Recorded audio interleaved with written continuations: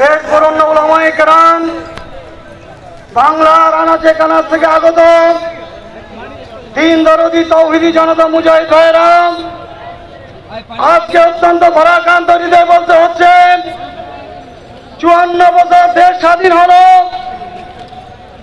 54 বছর চলে গেল স্বাধীনতার, বাংলার জনগণ অদ্যাবধি স্বাধীনতার স্বাদ ভোগ করতে পারেনি।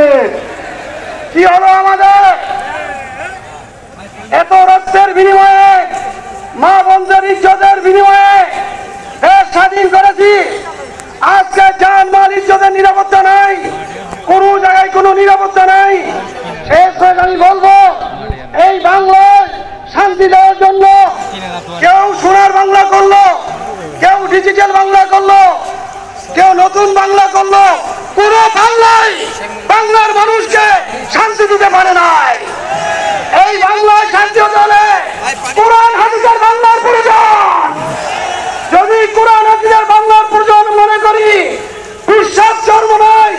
আজকে যে এজেন্ডা দিয়েছে, এই এজেন্ডা বাস্তবায়নের জন্য যদি প্রয়োজন হয় কাফনের কাপড় মাথায় নিয়ে রাস্তায় নামবো। কারা কারা বলছো কাফনের কাপড় নিয়ে মাথায় নামবো? বাংলাদেশে আর চুরুন করতে দেওয়া হবে না।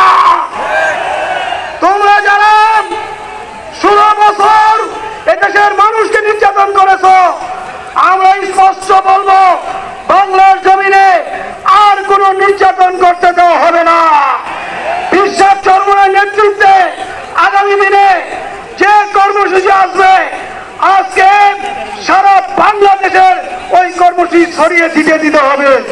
আমরা ভোট নামে যে একটি সংস্কৃতি ছিল, বাংলার জমিনে ভোটের সংস্কৃতিটা একেবারে কঠিনের শেষ ফেরাক মেরে দিয়েছে।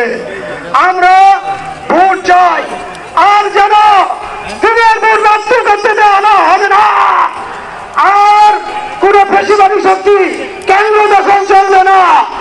বিশ্বাস চরমনের নেতৃত্বে যে জোট হবে, এই জোটকে বিজয় করার জন্য আমরা মাঠে ময়দানে কাজ করবো। আর একটা